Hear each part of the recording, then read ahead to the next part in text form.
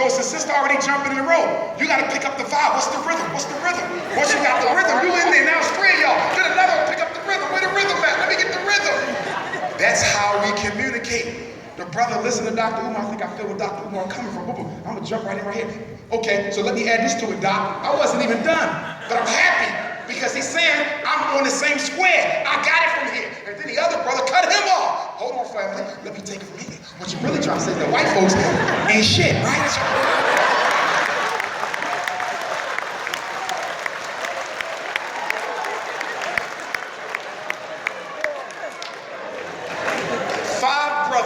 Five sisters, all talking at the same time, nobody feeling disrespected, and we all understanding each other because it's all about the vibe. Right.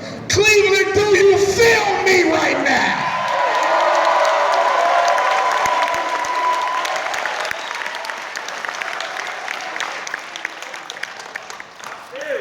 See, this is why I've never been on Oprah.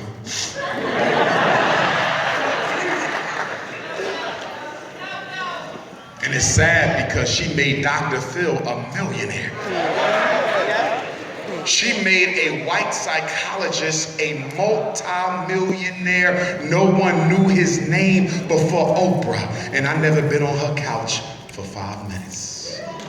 Got all the degrees he got, never been on her couch for 5 minutes. What's the next law Willie Lynch taught?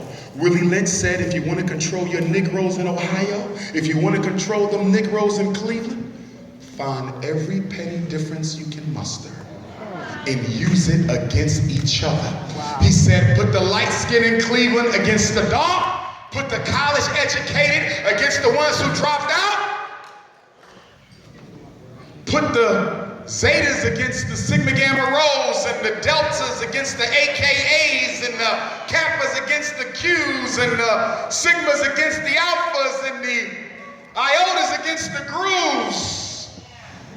Put the Christians against the Muslims, and the Garveyites against the Socialists, and the Nawapis against the Moors, and the Nation of Islam against the Hebrews. And if you do this, they'll never come together. Cleveland, you should feel embarrassed that white folk can go to sleep at night in this city after what they did to Tamir Rice.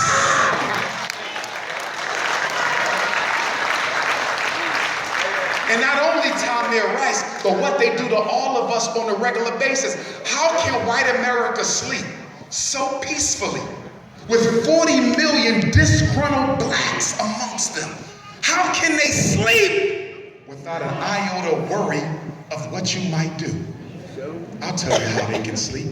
Because they have sown so many petty differences in Cleveland that before you ever get around to fighting them once, you gotta fight each other 1,000 times. Brothers and sisters, it's time to put the differences to the side. I will unite with the Moors. I will unite with the Hebrews. I will unite with the Nation of Islam. I will unite with the Christians. I will unite with the Muslims. I will even unite with the vegetarians when y'all stop trying to tell me what the fuck I can eat. Yo, I gotta get security just for the vegetarians. They be at the airport waiting for me. Skinny as hell, weighing 75 pounds. Hey doc, we gotta talk. No socks on and shit. Doc, come on. I can get him like that. What's up? Listen, brother. We love you and all. You know, yeah, we know you're the prince and all that. But listen, brother, you're not eating right, brother. You got to eat right or you's a hypocrite. I don't care about that Garvey shit. Stop eating meat before I bust a cap in your ass. Yo, they be serious. I'm like, listen, true story. This new year, I said I'm not eating no meat except seafood, fish. And I think I only slipped once because I thought the turkey was greens.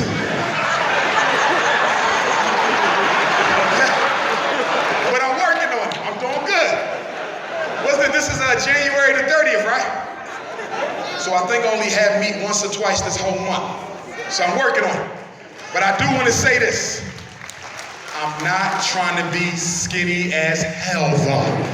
The minute I start looking smoked out, I'm going to give me the biggest damn drumstick I could find. Because that skinny shit don't look right when you got a big-ass head like mine. Are y'all feeling me? I'm not trying to have no 100-pound body with a big-ass breastfed head. It don't work. It don't work. And black women, stop getting them tummy tucks and that lipo thing where they make your stomach small so you can never eat a lot. Because some of y'all sisters don't understand that it don't matter if you small if it's unattractive. See, if you got a 50-gallon head and you only weigh 110 pounds, that shit ain't cute. It don't. Your body gotta match your head size. Tired of seeing black women with this big ass head and a teeny body. You look disproportionate.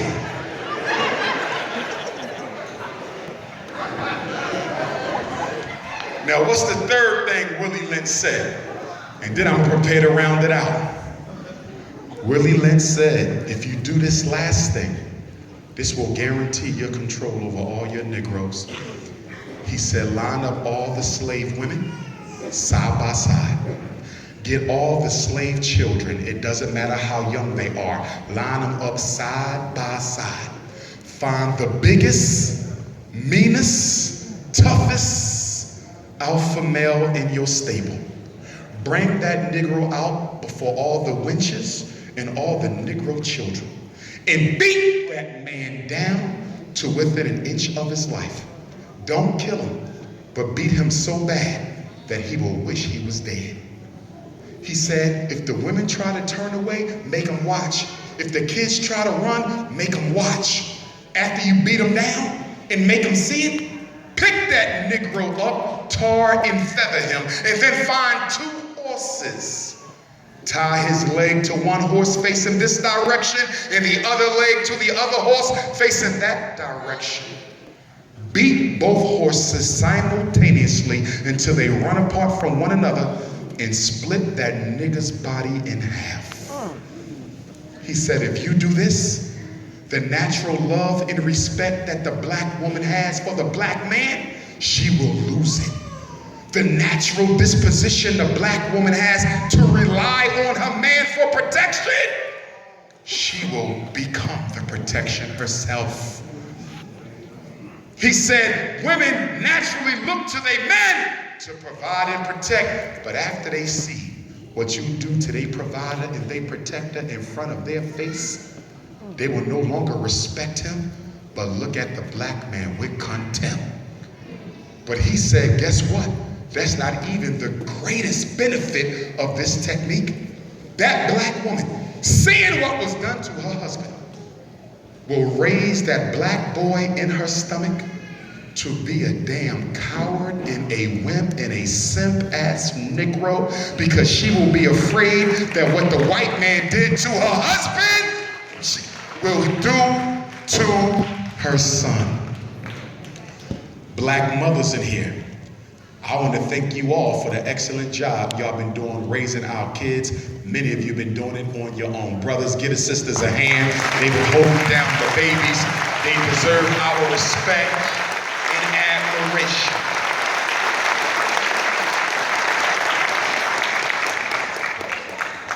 However, sister,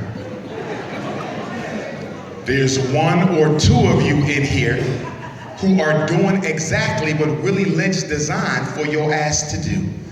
Raise your son to be a simp ass, no responsibility having, no accountability having, spoiled ass Negro male child. Black woman, stop spoiling your son. You're not benefiting that boy. All you're doing is making somebody else's daughter bed harder to lay in. In other words, too many black women are raising their sons to be the exact type of man you yourself would never want to date.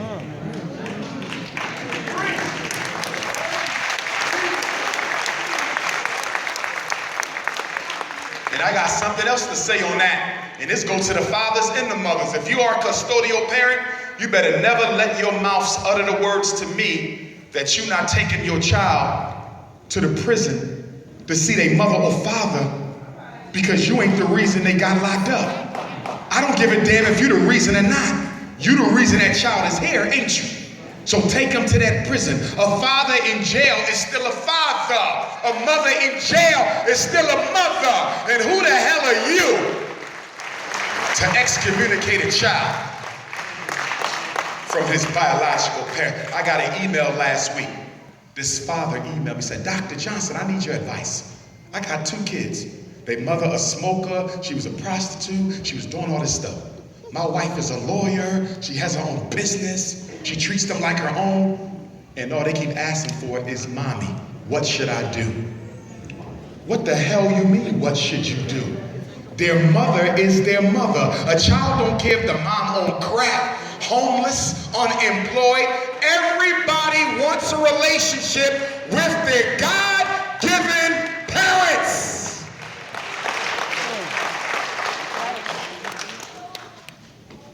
But some of you brothers think if you find a good enough woman, your children will forget about their mom. It'll never happen. Right. Some of you mothers think that if you find a good enough surrogate dad, that the kids will stop looking for their own. Are you crazy? This ain't about money. It ain't about education. It's about knowing my own DNA connection. And on that note, we all are responsible for the violence that we're seeing in our neighborhood. Black children are the last to be adopted in this country. Most of us don't even want to be foster parents, more or less adopted parents. Do you remember 40 years ago, 30 years ago when we was growing up? If the next door neighbor's children were home alone and that mom was out doing what she was doing or the dad got locked up, did we call the caseworker? Did we call the cops? What did grandma do? She would go next door, tell them kids to get their books, get your school clothes, come on over, you staying with us. And sometimes the real parents didn't turn up for another month. Sometimes they didn't turn up for another 3 months. Sometimes they never turned up at all. Did we ever turn them into the damn city? Hell no. Grandma took care of them kids. Grandma could barely take care of the kids she got, but we believed that all the kids were ours. We never told the school. Y'all remember that? Some of y'all was raised like that by a next door neighbor who cared enough about me to not give me to the white man. They raised you, they fed you, they treated you like one of their own, and sometimes the school never even knew that mommy and daddy was out of their life because we didn't believe telling our business to the damn system. What happened to that, Cleveland? Why we don't look out for other people's children no more? Cleveland. Come on. Marcus Garvey said, His Excellency Marcus Messiah Garvey said, the leader of the largest black organization in modern history said that if the black man and woman are not careful, you will drink in all the poison of Western civilization and you will die from the effects of it. They come into our homes and take our kids, and then they give our kids to homosexual white folks to raise.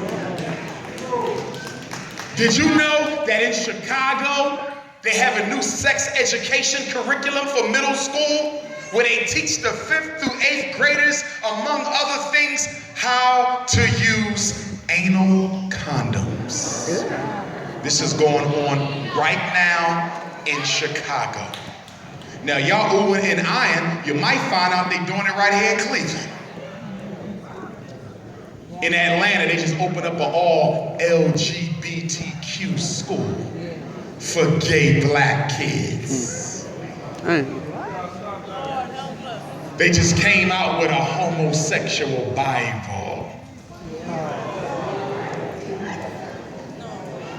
New York has an all LGBTQ school right now. Listen to me, because we might have some LGBTQ here tonight.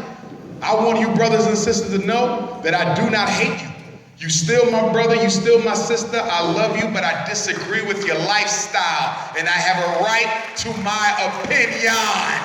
And I'm not going to change it regardless of how much shit you post on Facebook or how many letters you write to Obama, because my decisions are not based on your opinions.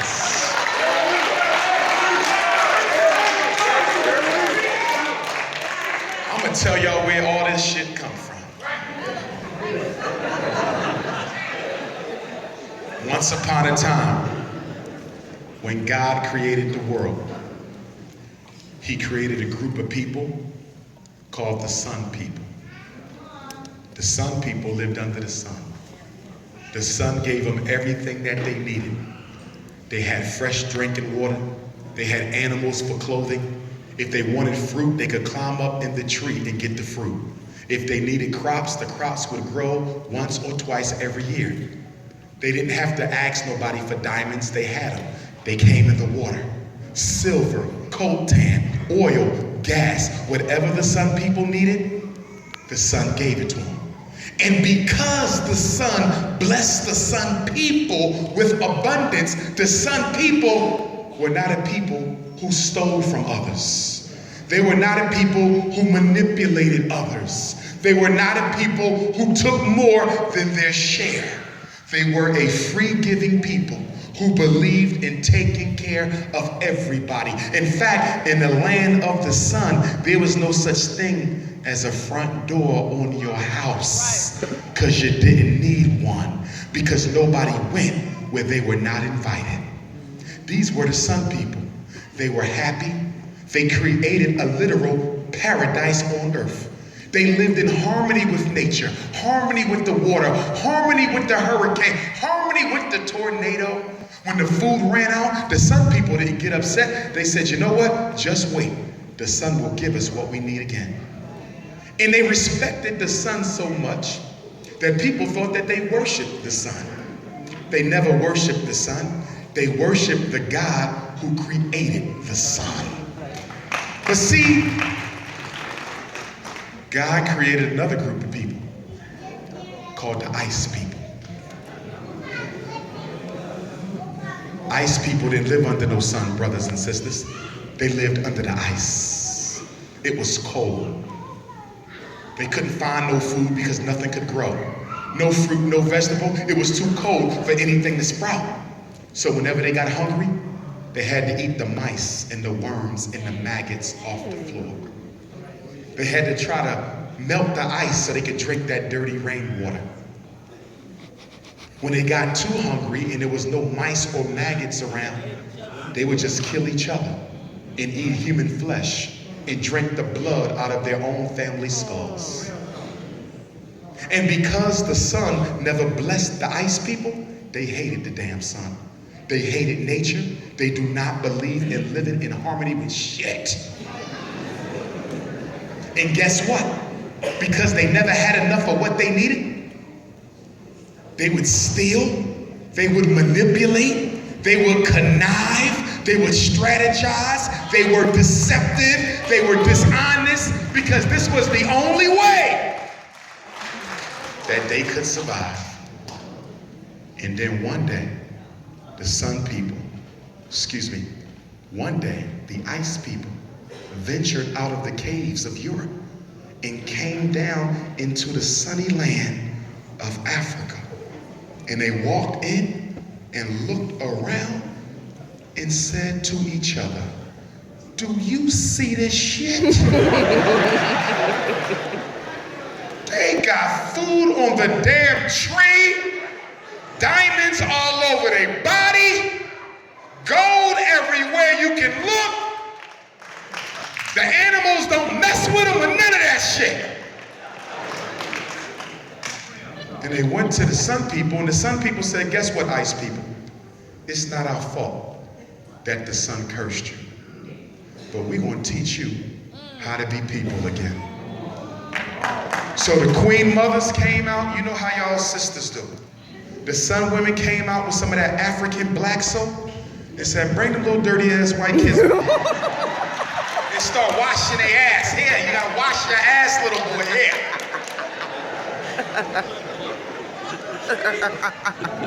And then you went to the ice women and she had hair growing all under her arm. You said, this shit is ridiculous. You came with it, you clipped that shit. Listen, this is nasty. Cut this shit off and put some deodorant under there. Get some degree or some shit. And then when the ice woman had their monthly, you don't walk around with that running out of you. There's a way we handle that. Behave like a lady. And then when she started cooking, they would just kill the animal and eat the shit raw. And they still love their meat raw and rare. So the sun woman had to go tell the ice woman, you don't eat the damn thing without cooking it. You gotta put some jerk sauce on this shit with a paprika egg. Put some seasoning. And you gotta turn this shit over to the sun. Where y'all been at? These ice people don't know shit.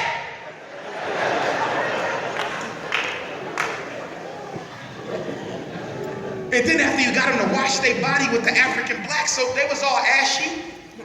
So you had to go and get 25 pounds of shea butter. And you had to shea butter. Come on, this shit is assy. Wash the hair. Shea butter.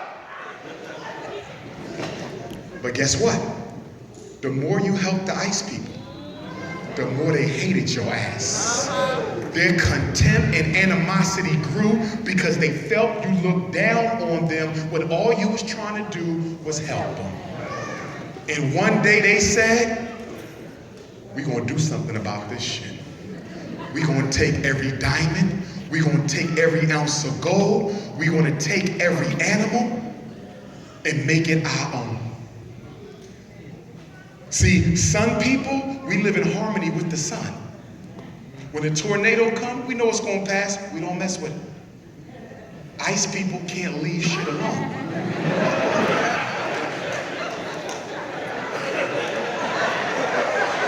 When a tornado comes, they wanna see if they can fly in that shit.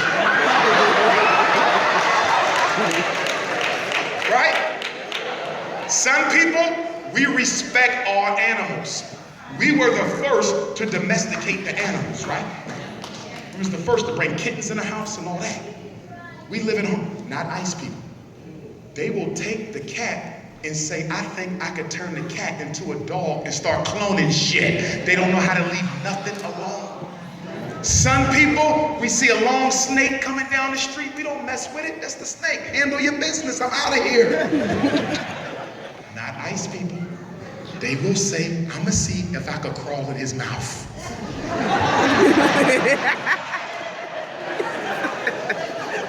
Some people, we say, man is supposed to be with woman. And woman is supposed to be with man. Because that's the way the sun set it up. Not the ice people. They say, man is supposed to be with man. And woman's supposed to be with woman. And then they also said, man supposed to be with boy.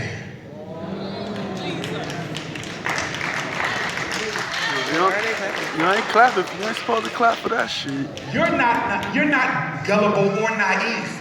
The problem is you are the sun people. And your temperament is a sun temperament based on love for everything. But the man you're trying to integrate with has an ice temperament that is based on hatred to everything.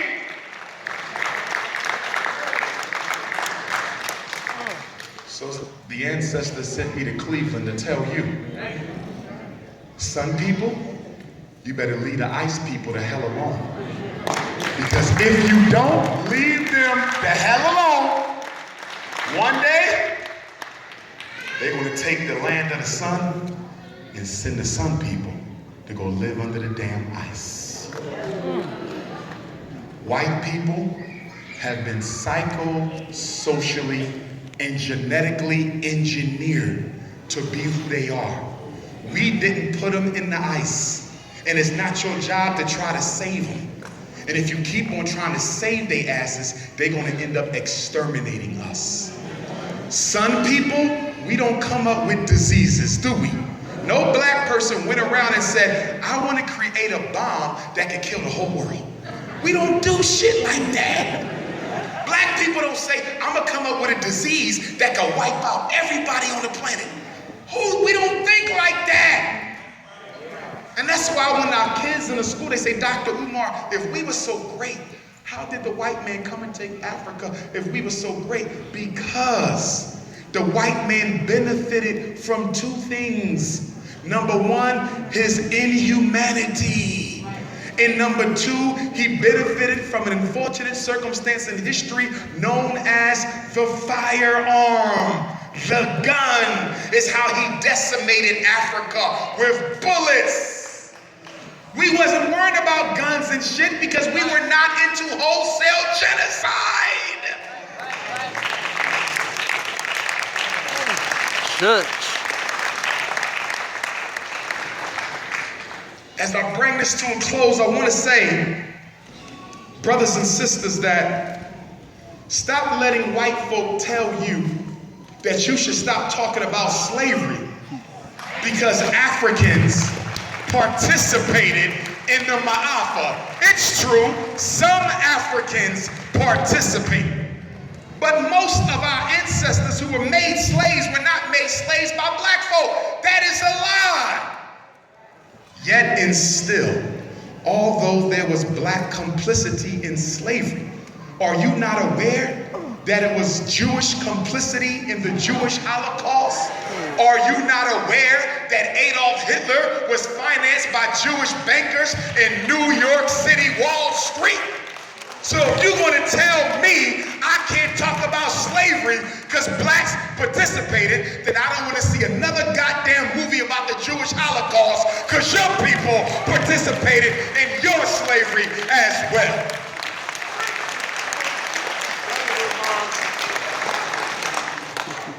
So Dr. Umar, do you hate white people? Of course not.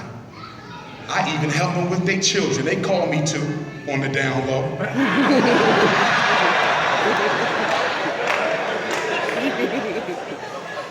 And I'll help them as long as I'm not taking away from mine.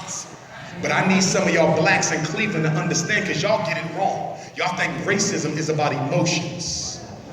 I have white friends. No, you don't. You think you have a white friend. Listen. Racism ain't got nothing to do with hatred. Yes, there's white folks who hate blacks, but there's a lot of white folks who don't hate blacks, but they still racist. Why? Because racism ain't about hating you. Racism is about manipulating and deceiving and conniving to make sure people who look like me stay in charge. So what are you saying, Dr. Umar? I'm saying that you can have white friends who you grew up with. But guess what? There might come an opportunity for your white friend to tell you about a job offer that makes you her boss. And instead of telling you that there was a supervisory position that she was qualified for and she wasn't, she went and told a white person she didn't even know. And the white person she didn't even know got the job over her best black friend who she grew up with since she was in kindergarten. How do you explain this, Dr. Umar? It's real simple. Your relationship with your white friend was personal. Keeping white people in charge of niggas is business. Preach. That's the problem with y'all in Ohio. You don't know how to separate business from personal. White people can laugh with you. They can go to the bar with you, go eat with you, go on vacation with you, sleep with you. And that won't make a bit of difference when it comes to who's gonna be in control at the end of the day. And you black men dating white women, your trifling ass should be ashamed of yourself for going outside of your race, disrespecting black women like that. Who the hell you think you is?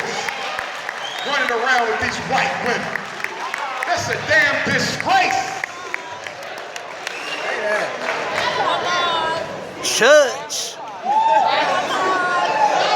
So you better realize that I'm a principal and an educator. So I got third graders who will come to me and say, Dr. Johnson, what's wrong with me? What do you mean, princess? I noticed that when black men get a halfway decent job or a master's degree or better, they always end up taking a white woman more often than not. They can tell in the second grade. So we got little black girls feeling like they're not good enough because black men forgot who their mother was.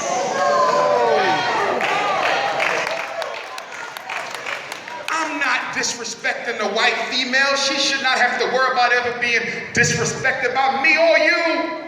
But because I'm loyal to the black woman, I cannot approve no bullshit that lets you marry another woman that don't look like your mother.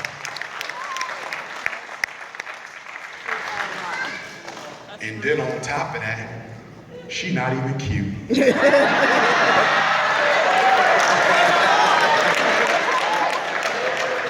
Where the hell you got her from?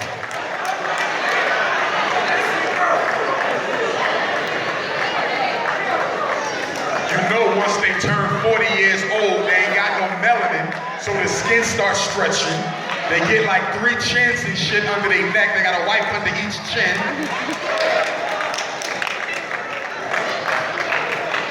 3 kids, they swell all up. And ain't got no cooking skills whatsoever. You eating cold mayonnaise sandwiches. Like, damn, brother, is that your wife? Or your mother? What the f? That's your mother? No, that's my wife. Damn! She been through some kind of trauma?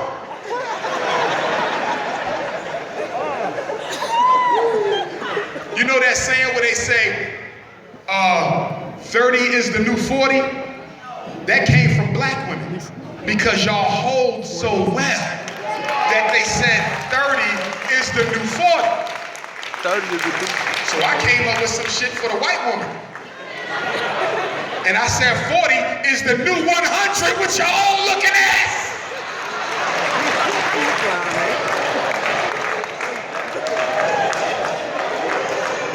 Is the new 100. You can't help who you fall in love with. What kind of shit is that? I went to school with white women, undergrad with white women, 3 master's degrees white women, PhD white women, still work with them now.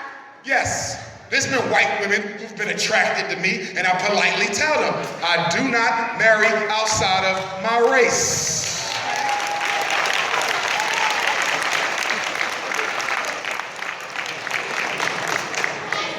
And they don't understand it because you Negroes be thirsting over them women.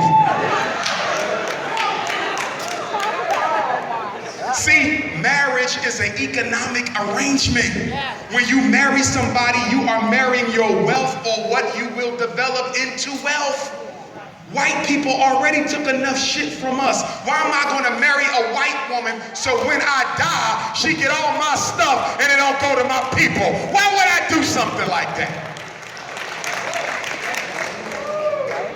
And black woman, I got some news for you though. Y'all better stop running around talking about something. I'm gonna start dating outside of my race and explore my options. Listen, black woman, you are of the sun people. You take your ass up in that ice with that ashy ding-a-ling, and your ass gonna come back with all kind of shit, and I don't wanna hear nothing because the sun woman ain't got no business letting the ice man swim in her ocean.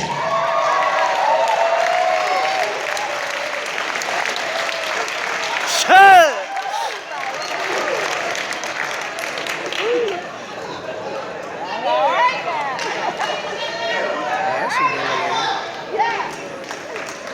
They are ice people. They don't do nothing natural. He gets your ass alone. He don't want to come through the front door. He want to go through your back door. He gonna have you doing all kind of stuff. Chains, bones, knives. He's an ice man. Get away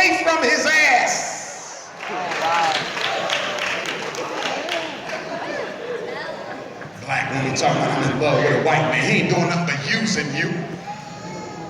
I've had white men tell me that when they grow up, they're taught to have sex with black women because since you're the mother of civilization, they believe that there is no greater sex you can have than with a black woman. And they will lie and manipulate you and do all they can to climb up into your heaven.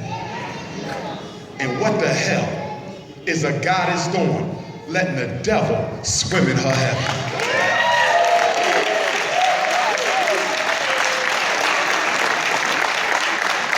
And my biracial Africans, you still African. I want you to know that. You got a black mom, white dad, white mom. You still us because you ain't responsible for how you got here. You belong to us, but I need you to act like it, damn it. Because some of you biracials want to play that shit game with us where you want to act black at the Umar Johnson lecture, but when I catch your ass in the suburbs with your Jewish grandparents, you act like you don't see me in a damn supermarket, you fake ass cracker. If you black, then act black and stop being afraid to be what the hell God made your ass. Tired of that biracial shit. Act like you don't see me. Your ass saw me. That Obama shit.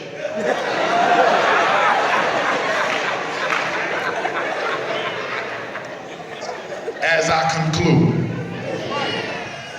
and I hope this was worth your time, Cleveland.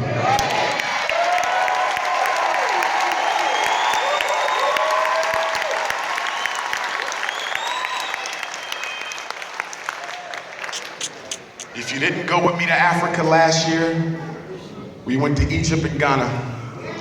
2 summers ago, Morocco and Ghana. This coming summer, Senegal and Ghana. Now I'm gonna tell y'all something about Gorée Island, Senegal.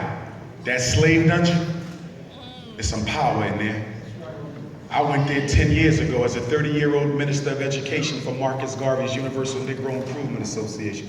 I was raised a Sunni Orthodox Muslim. I know nothing about no ancestral veneration, but I heard about it. So I went into the female dungeon. This was the last week of July, 2005. I was 30 then, I'm 40 now. I took some water like this and I got down on one knee. And I said, let me see if this libation stuff really works. So I started pulling out a libation to the ancestors, basically saying, I'm sorry you went through this. If I can help you, please let me know. I go back to my hotel room. It was still daylight outside. I called my mother on the phone, tell her I was about to go to bed. I went into my hotel room and sat down. I didn't have a roommate, it was only me. And as soon as I sat on the bed, the room got dark. It started spinning around. I started hearing chains, whips, screams, the roar of lions, elephants, birds. I tried to go to sleep because I was so terrified. And every time I tried to sleep, 2 hands that I could not see would shake my body so hard that I couldn't sleep. I would roll over to the other side of the bed and it would happen again. I would stand up and something would tap me on my third eye 3 times. And it kept on doing this. There's nobody in the room. It's still light outside. This was not a dream. And something was fucking with me in my room. Yeah. So I went to some of the brothers in the village and I told them what happened. And they said, that's your ancestors celebrating your return home. I said, what do you mean? They said, for y'all Africans in America, some of you Africans in America, and I know some of y'all not African.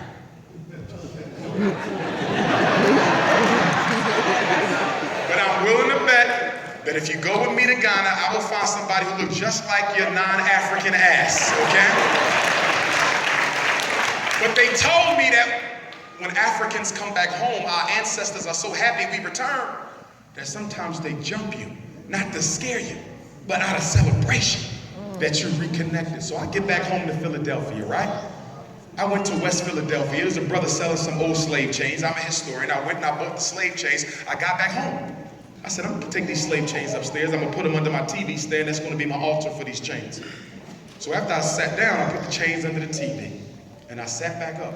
And guess what happened a few days after I got back from Gorée Island? The same 3 taps that hit me in my hotel room on my third eye tapped me with the same strength in the same manner when I put them chains under that TV. Do you know what that meant?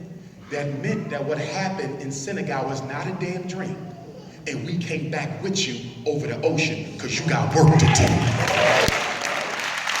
Brothers and sisters, if you've never been to Africa, consider going with me. We're going to Senegal in Ghana. The last week of July, first week of August. It is always the same. Last week of July, first week of August. The trip will be approximately $4,500. Everything is included except your spending money and half of your meals. In Senegal, we're going to go to Gorée Island. Some of y'all might get jumped out there. In fact, sister, you wear a perm, they might shade the shit off in the dungeon. I'm picking with you. We're going to go to Pink Lake. We're going to go to the National Museum in Senegal. You're going to get a chance to get some Senegalese clothing made because the Senegalese African clothing is a little bit different. I'm wearing a dashiki I got made in Ghana, custom made. Guess how much it cost me? $20 US. I came back with 30 last year. In fact, I think I'll go to Ghana just for the dashikis. But anyway, after we do Senegal, we're going to take you to the Elmina Slave Dungeon, Cape Coast Castle Slave Dungeon in Ghana. You're going to participate in the Emancipation Day ceremony where we celebrate the end of slavery in Ghana. We march from the middle of the city square all the way up to the slave dungeon at night in the dark. And when we get to the slave dungeon, we go down in one of the dungeons, and one of the priests and the chiefs of the village, they do a libation to all the ancestors who passed through there, and then we go upstairs into the main courtyard of the dungeon.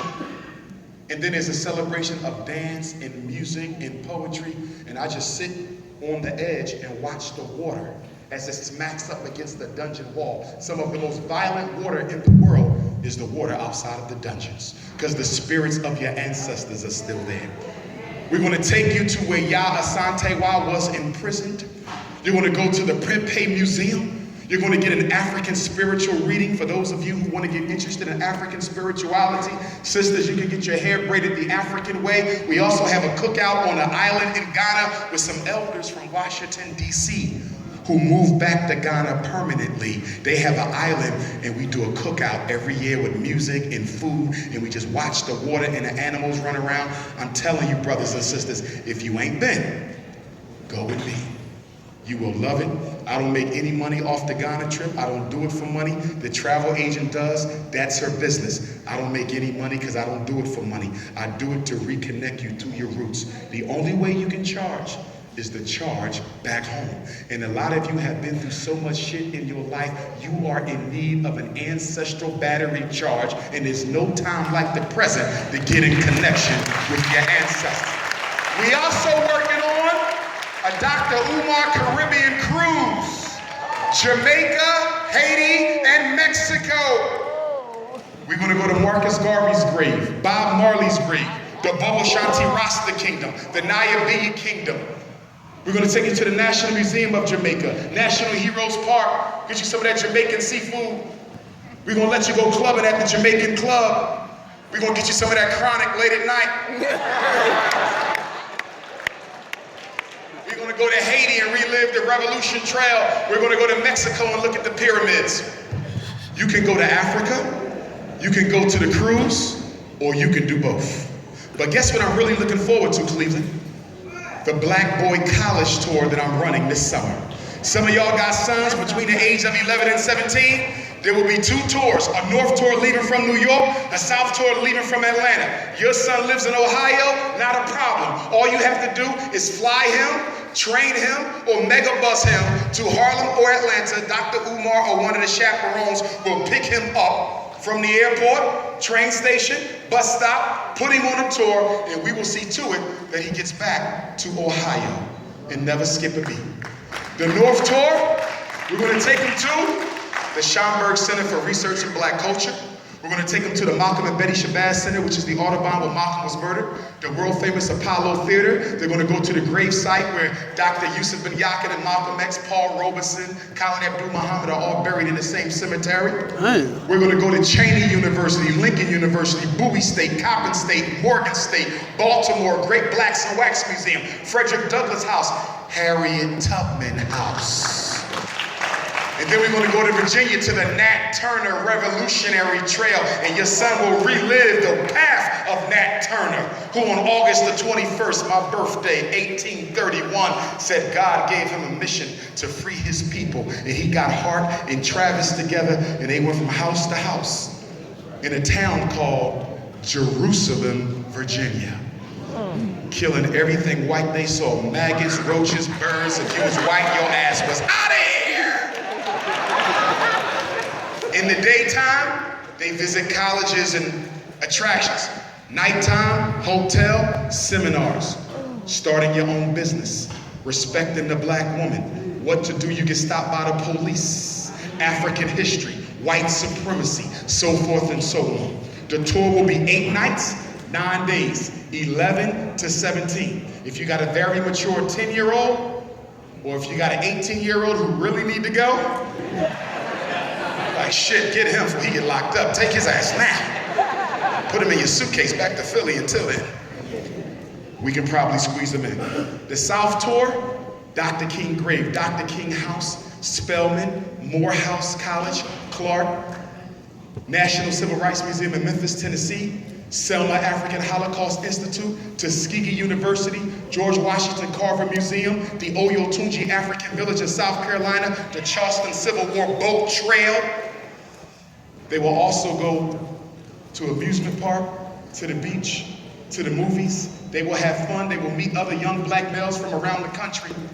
8 nights, 9 days. Registration should be ready in about a week. Africa trip registration should be ready in about a week. The cruise information should be ready in about a week. Okay, all you gotta do is check with me. I'm about to give you my phone number. Take your phone out. Ladies, it ain't that type of party. I'm fresh off one scandal. I don't need another one.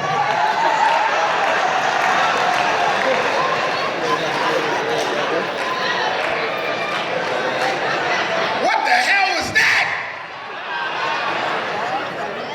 We got strippers in the conscious. What the fuck? But anyway, phone number is area code 215-989-9858. 215-989-9858. Cleveland, I host a free Black Parent Teleconference every Tuesday morning. If you ever have a question about one of your children and you need some expert advice, education, mental health, you can call. It's for free every Tuesday, 6 to 8 in the morning. Okay? I need y'all to know that. 215-989-9858. We're still raising money for the Frederick Douglass and Marcus Garvey Academy. Please make your donation. We got donation envelopes at the back, or you could go online and make your donation at GoFundMe.com. GoFundMe.com/Dr. Umar. The P.O. box is on the envelope in the back, but it is FDMG Academy. Make your check of money order payable, FDMG Academy, P.O. Box 6872, Philadelphia, PA 19132. I'm about to close out with my favorite quote. Once I've done my quote, we want to do a straight line. What side? This side? Straight line against the wall. If you want to take a picture, get your book signed once I'm done. Books are in the back. I got hoodies, t-shirts. Please buy something from me or another vendor. We got vendors in the hall. I want them to go home with everything sold. Power and Oneness back there. We got a brother and sister with jewelry back there. Please support the vendors, because Lord knows your ass been supporting Chinese and white folks for a long time. If you on Instagram and Twitter, you can follow me at Dr. Umar Johnson on Instagram and Twitter. If you on Facebook, you can follow me at Dr. Umar Ifatunde. I don't know if we can get these lights turned up anymore, but if we can, please turn on the lights. I feel like I'm at a house party. Now let me close out with my favorite quote from Frederick Douglass, who said, if there is no struggle, there is no progress. Those who profess to favor freedom and depreciate agitation are like men who want crops without plowing up the ground. They want the rain but can't stand the thunder or the lightning. They want the ocean but they scared of the awful roar of its waters. Frederick said, for 20 years I prayed on my knees to God for freedom, but the good Lord gave me no freedom until I got up off my knees and prayed with my feet. He said, if you want respect from white folk, stop looking for pity. The man who pities you will never respect you. The man who respects you has no need for pity. The first of my ancestors was brought to America in 1701. A black man by the name of Bailey, stolen from Africa. He married a black woman named Selah. In 1745, they had Grandma Jenny. In 1774, Grandma Jenny had Grandma Betsy. Grandma Betsy married a free black man, Grandpa Isaac. They had about 12 children. One was named Harriet, and another one named Young Betsy after the mom. Harriet was raped by Aaron Anthony, who owned the family. As a result of that, she gave birth to the greatest black leader in American history, Frederick Douglass. At the age of 20, Uncle Fred ran away. He dropped the family name Bailey and became Fred Douglass. His little brother was born the next year, Stephen Henry Bailey, the result of a rape. Frederick and Stephen were brothers because the slave master was their dad, but they were also cousins because the slave master raped both sisters.